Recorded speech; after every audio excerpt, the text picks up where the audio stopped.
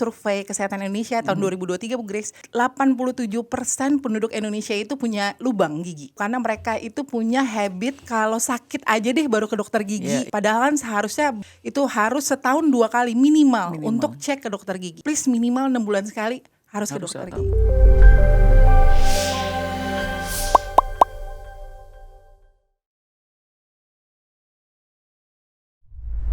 Wait, kalian lanjut nonton video ini, sudah belum? Follow, like, share, dan komen video ini. Please do. Oke, terakhir-terakhir kita tahu bahwa banyak orang mempercantik gigi mereka dengan memutihkan, pakai kap gigi dan lain sebagainya. Tetapi sebetulnya ada penjagaan-penjagaan yang diabaikan dan juga mungkin harus ada preventif ya untuk masa kesehatan gigi. Karena hari dokter datang, Dokter Anggi ya.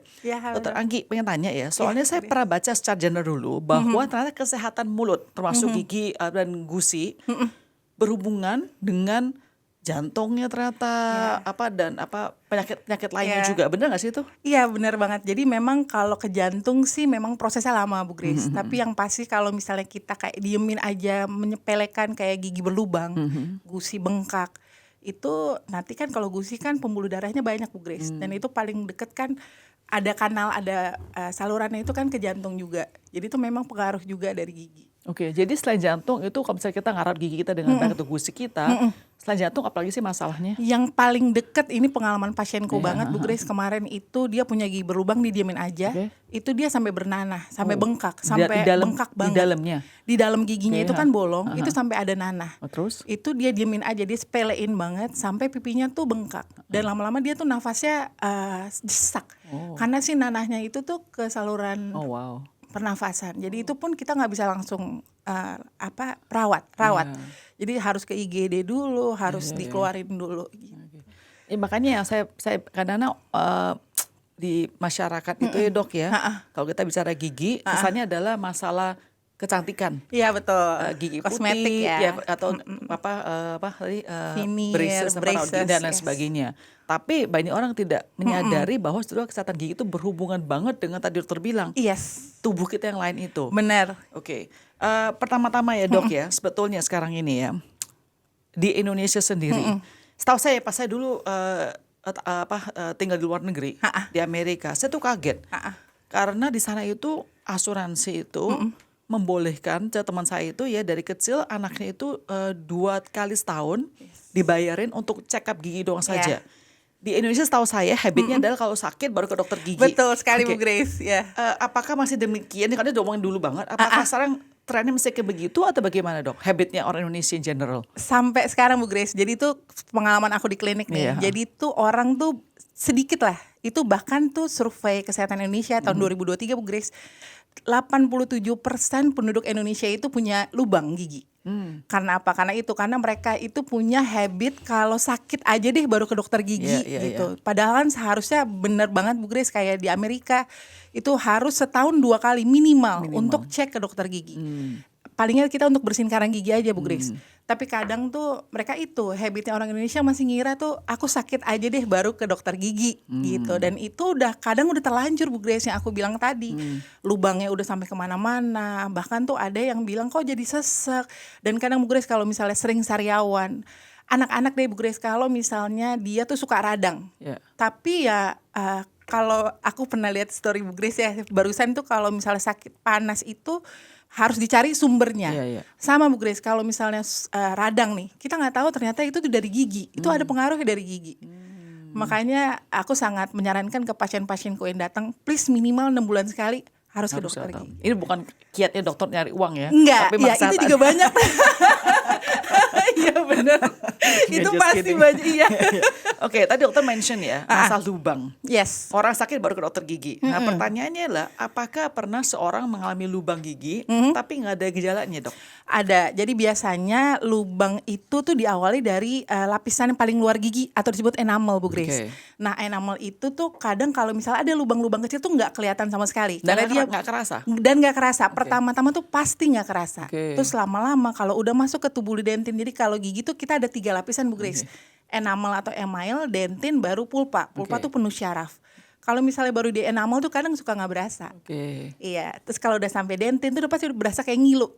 Ya, ngilunya tapi ada rangsangan aja. Oke. Biasanya kalau kita minum dingin, itu baru asam-asam tuh berasa ngilu tau udah pasti dentin. Oke. Kalau udah sampai pulpa udah pasti sakit sekali. Sampai berdenyut, paling Oke. mengganggu tidur malam. Jadi kalau kita awam, kita ngecek, kita lihat di kaca.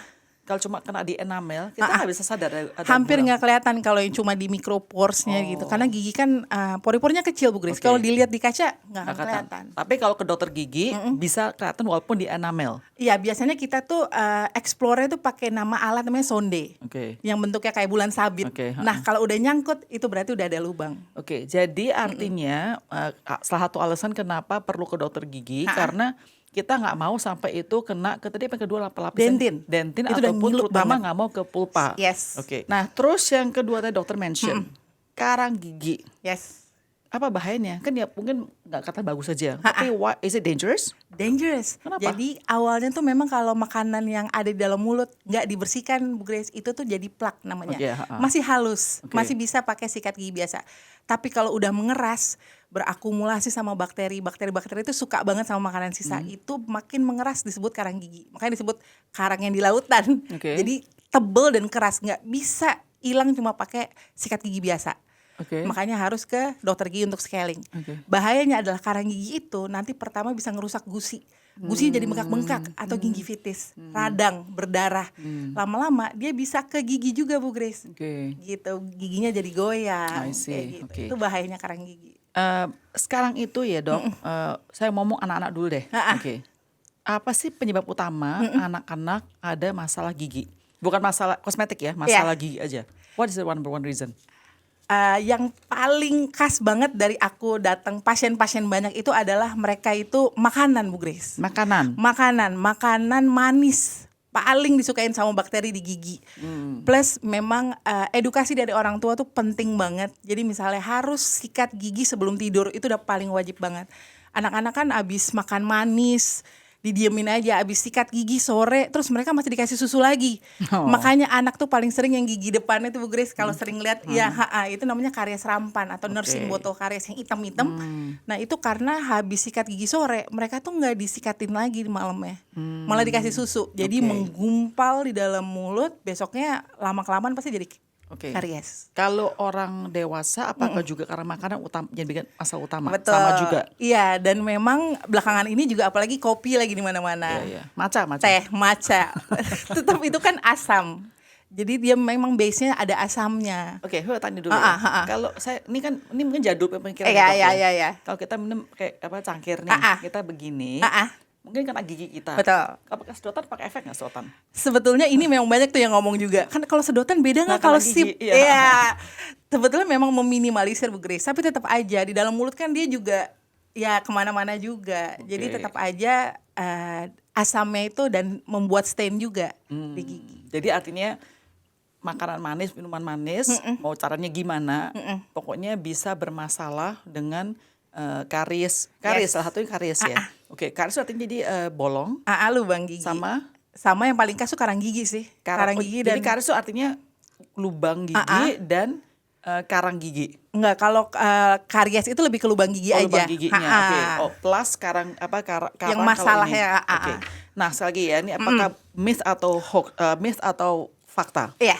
Saya pernah dengar katanya orang itu terutama anak-anak ya suka banyak cavity bolong itu karena genetik. Bisa saja karena genetik itu dia lebih jarang kena. Ada yang udah kecil langsung tiba gampang kena. Itu benar nggak dok? Sebetulnya ada juga Bu Grace. Jadi memang genetika struktur gigi tuh ada dari orang tua yang memang genetikanya tuh struktur kalsium di giginya tuh nggak terlalu banyak dibanding yang lain tuh ada.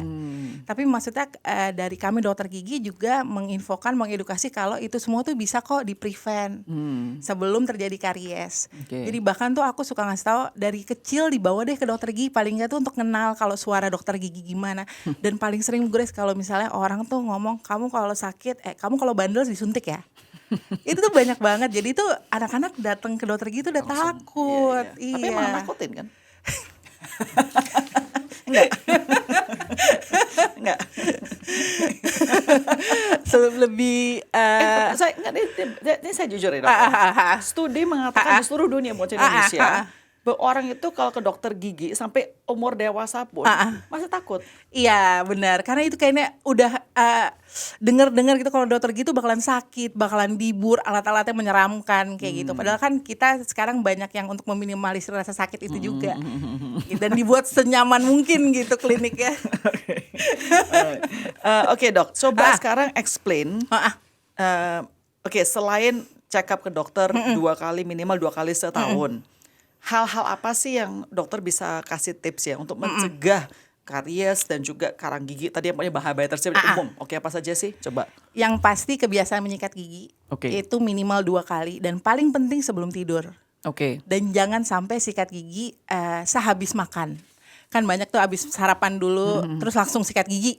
Jadi dijeda aja Bu Grace 30 menit. Karena masih asam giginya kalau dalam mulutnya. Jadi kalau misalnya masih asam karena makanan langsung sikat gigi itu malah abrasi.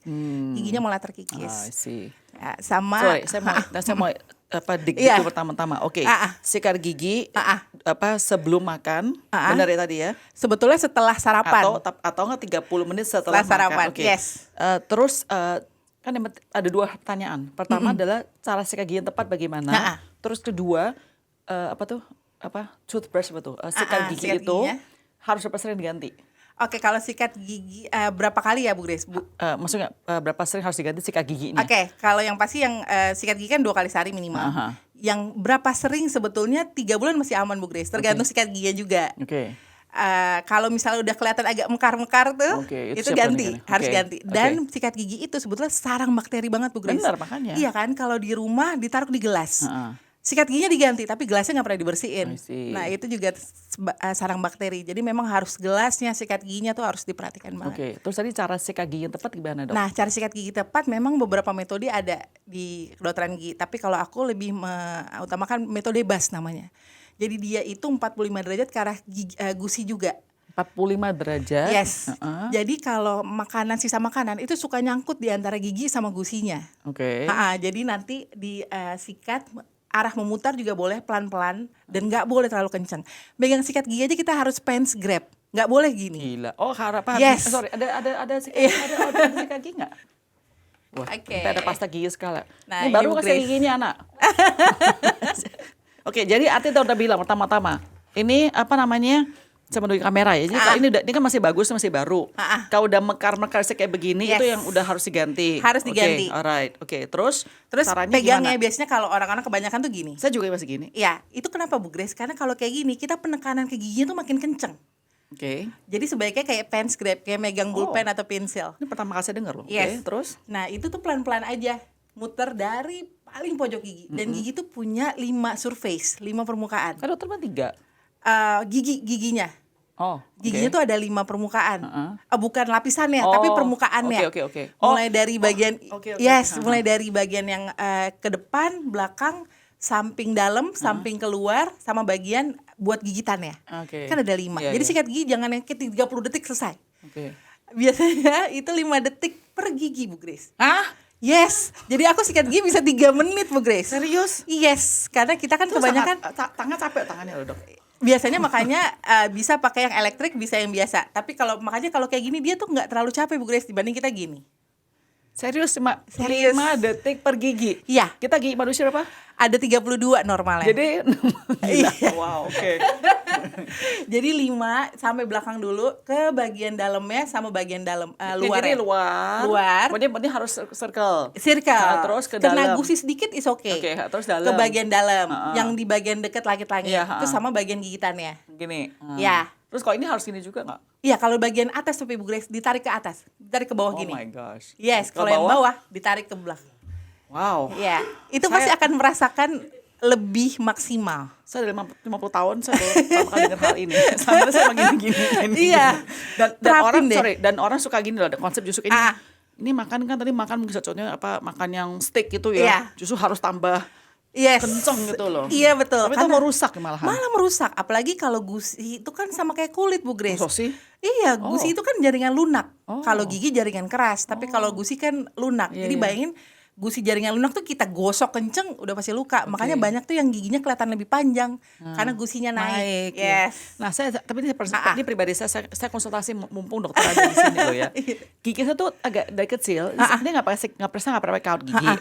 Dokter perhatiin nggak gigi saya kecil banget. Iya betul. Nah, saya perhatiin kalau saya pas dulu diajarin harusnya gini, itu kena ke gusi langsung, Dok. Iya betul. Jadi gimana kok kayak gitu? Jadi saranku Bu Grace mencari sikat gigi yang bulunya kecil. Betul. Biar pokoknya harus tetap gini. Iya. Oke. Tetap harus dan jangan terlalu keras. Megangnya fans itu penting sekali. Iya, cobain deh Bu Grace. Alright.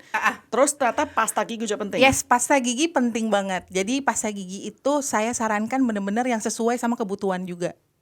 Gitu. In general? In general, sebetulnya banyak banget kalau kita kan 87% berlubang giginya. Jadi karena memang sangat menyepelekan lapisan gigi itu tuh yang nggak kelihatan tadi Bu Grace.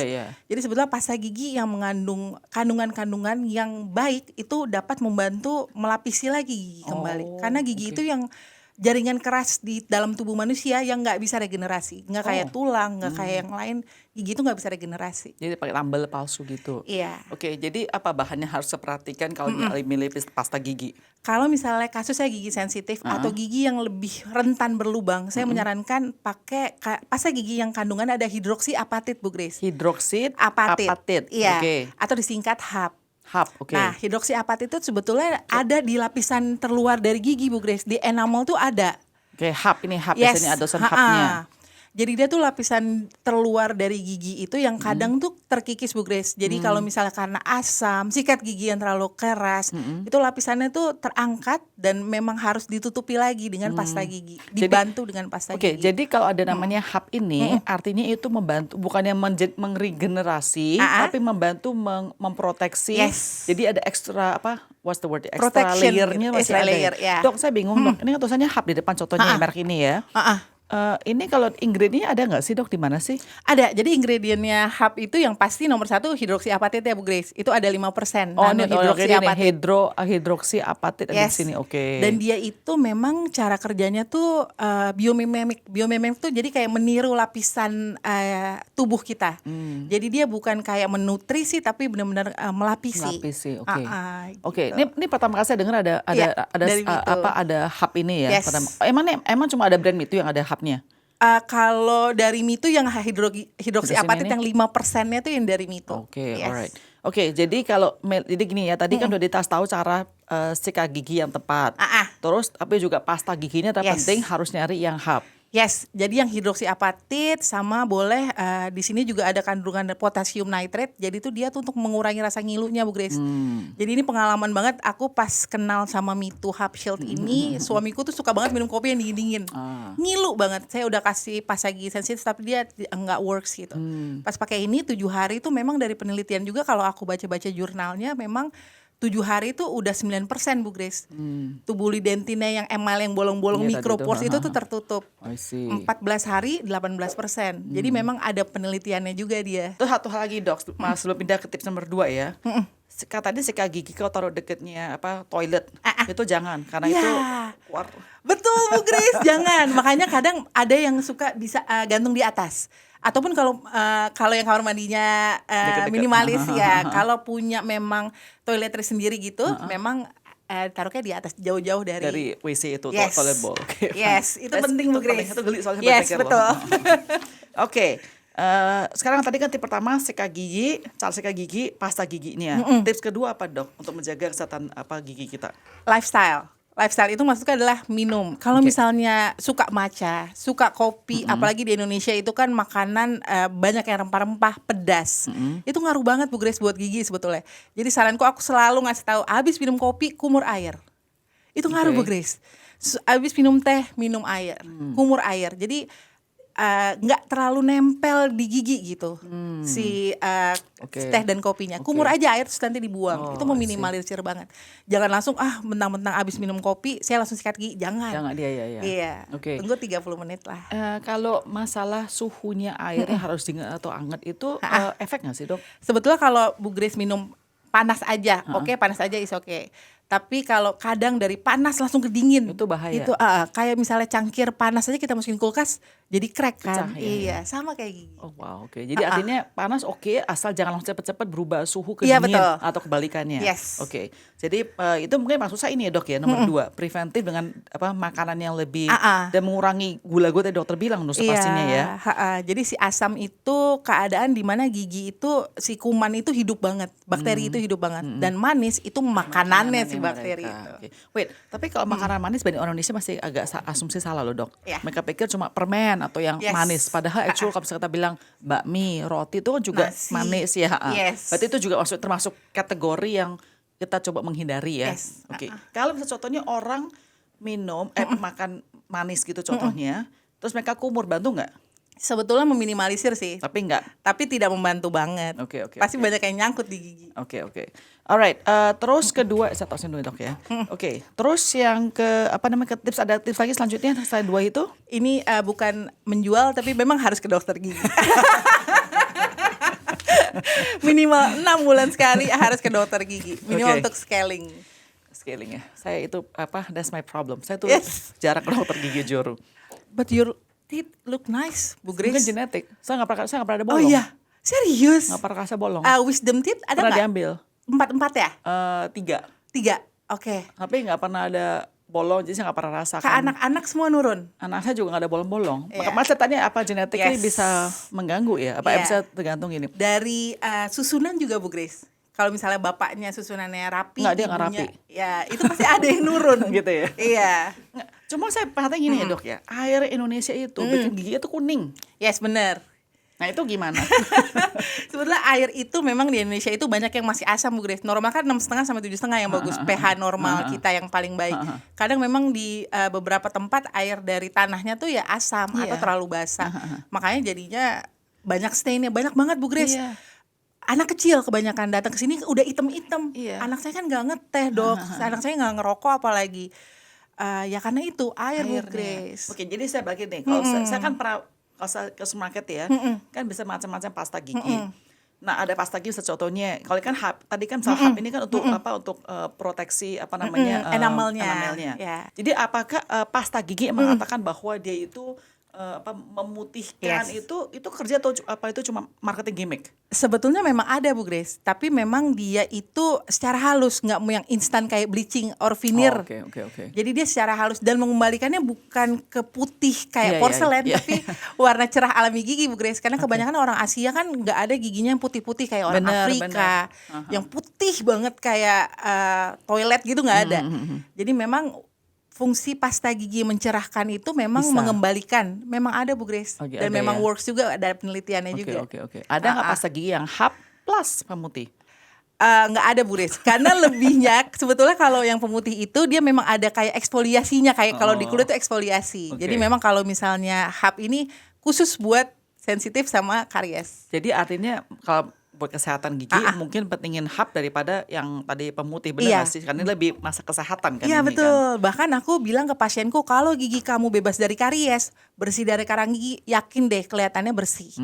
Dibanding kamu paksa jadi putih tapi rusak semua giginya. Benar. gitu. Tapi saya tanya dok, sangat tren kosmetik ada benar-benar orang tuh kayak veneer dan benar putih bleaching Yes, gitu. iya. Nah, apakah ada resiko? Soalnya saya pernah baca bisa bikin gigi lebih sensitif. Benar nggak sih dok? Betul. Jadi kalau misalnya veneer itu kan ada 2 Bu Grace. Bisa langsung, bisa diasah dulu. Yang bikin sensitif mungkin yang diasah dulu. Biasa tuh artinya diapain? Di giginya tuh diasah dulu, dibur dulu, Ih, dikurangin. wow. Oh, wow. Karena kalau misalnya langsung dipasang veneernya dia akan terlihat tebel banget. Oh. Iya, jadi diasah dulu. Dan kalau misalnya udah veneer, udah pasti harus wajib banget ke dokter gigi minimal 3 bulan lah. Untuk dipoles, untuk dibersihin. Karena kan lebih susah Bu Grace bersihin Iya. sela-selanya. Jadi artinya memang benar bisa yang lebih sensitif dong. Kalau nggak dirawat iya, tapi kalau yang ngerawat aman-aman aja. Oke, dan berapa sering sih orang tuh boleh bleaching giginya dok? Nah, bleaching ini aku biasanya menyarankan maksimal 2 kali lah sebulan. Setahun maaf. 2 kali setahun. Setahun Bu Grace maaf. Setahun 2 kali. Iya. Apakah anak-anak mengajukan? Mendingan jangan. Ya mendingan jangan. Berapa minimum? Sebetulnya sampai gigi tetapnya keluar semua deh. Tapi sebetulnya sayang banget Bu Grace kalau Gitu dari ya? anak, Kalau gigi susu kan katanya putih banget tuh. Iya, iya, Makanya iya. disebutnya gigi susu, Iya, milk. iya, iya, iya. Kalau gigi tetap kan pasti agak warna kuning Iya, tuh. iya, iya. Makanya saya bilang mendingan bersih aja deh giginya, nggak usah Oke. terlalu putih Ya, gitu. tapi memang oke, saya jujur tanya ya dok ya. Sekarang dokter gigi di Indonesia, apakah sekarang mereka lebih menganjurkan yaudah kosmetik saja putih-putih karena jujur uangnya banyak banget tuh kalau yang kosmetik. Saya jujur aja ya, Iya. dibandingin yang harus capek-capek edukasi Yes. preventif, pakai Yes. HAP dan lain sebagainya. Ah. Dokter Indonesia jujur, kolega-kolega Anda, sekarang lebih dorongnya kemana? Lebih Mendorongnya kemana? mendorongnya kemana? Sebetulnya jatuhnya kesukaan Bu Grace masing-masing. Kalau aku lebih suka misalnya merapikan gigi, ke braces. Misalnya orang sukanya ke implan, itu uangnya juga banyak juga. Implan tuh maksudnya buat apa? Menanam gigi. Buat apa? Buat kalau giginya sudah Oh, harus dicabut, oh. lubang kan harus Tapi digantikan. itu kan bukan kosmetik, itu kan lebih kayak emang Fungsional. Iya, fungsional Iya. dong, beda. Maksud saya yang benar-benar yang kayak contoh dia bleaching itu tidak perlu kan maksudnya gitu Sebetulnya loh. Jadi, dokter, saya belum jawab pertanyaan ya, Dok. sebetulnya balik lagi ke pasien sih. Loh, tapi kan maksudnya dokter buatnya sebagai dokter gini ya, tadi kan dokter bilang pasien masih muda mau bleaching, kan sayang gitu loh, nah kayak gitu. Maksudnya dokter ada anjurkan dong hal tersebut ya dok ya. Kalau misalnya pengen banget paling saya inform konsen Bu Grace. Kalau misalnya kamu maksa, kamu tetap tapi yang pasti karang gigi nggak ada, lubang nggak ada. Saya inform konsen kalau misalnya bleaching itu efeknya membuat gigi lebih sensitif karena kan Oke. giginya terexfoliasi kayak Oke. gitu. Alright. Mungkin tambah usia, saya juga merasakan bahwa gigi itu mulai lebih sensitif, Yes. right? Apakah memang demikian? Tambah berusia, gigi kita somehow mungkin enamel tambah menipis, bagaimana? Jadi emang lebih sensitif. Iya benar banget. Biasanya tuh dari umur 40, 50 tuh memang kan udah dikalsifikasi juga tuh giginya. Makanya saya sangat menyarankan ke pasien dari umur 30 tuh udah dirawat banget. Oke. Karena nanti makin tua umur juga pasti makin berkurang giginya. Makanya kan lama-lama kan ada yang goyang, harus dicabut kayak gitu. Oke. Nah, sekali lagi back to HAP HAP itu ingredient ini. Apakah bisa membantu kalau gigi kita mengurang dengan ini kan tadi kan dilapisin. Yes. Does it help? Helps. Really helps. Jadi ini help Yes. juga buat penuaan lah itu Iya, begitu. jadi makanya aku menyarankan dari usia 30 udah dinutrisi giginya dengan kandungan yang memang baik untuk gigi. Oke. Jadi nanti pas di usia 40, 50 giginya nggak- lebih nggak kuat. sakit. Yes. Oke, mungkin satu pertanyaan terakhir ya dok ya. Tadi kan dokter bilang makanan minuman apa yang jangan dimakan sebaiknya. Kalau itu kebalikannya, apakah ada nutrisi apa yang membantu kita secara organik untuk lebih menguatkan gigi kita? Yang pasti air putih tuh udah pasti ya. Oke. Tapi tidak menguatkan sih, yang pasti dia lebih flushing ke mulutnya. Terus yang mengandung vitamin D. Oh. Vitamin D, terus vitamin C, buah-buahan itu bagus Bu Grace. Makanya untuk anak-anak tuh aku sangat menyarankan kunyah deh makan makanan buah-buahan yang airnya banyak. Jadi kan dia sekalian buat self cleaning juga. Buah-buahan, sayur-sayuran itu bagus banget Bu Grace. Vitamin C itu bagus. Oke, ya itu dia masalahnya anak-anak itu Iya. nggak mau makan sayur. Akhirnya boba. Oke. Well, anyway, thank you so much ya dok Thank ya you atas so much, Bu explanation-nya. Grace. Dokternya sangat happy sekali loh. Saya Iya, sangat aku happy ketemu dokter banget. sekali. I'm a big fan. Bu Grace mau foto bareng Oh ya, dulu of course, saya juga foto bareng kalau misalnya.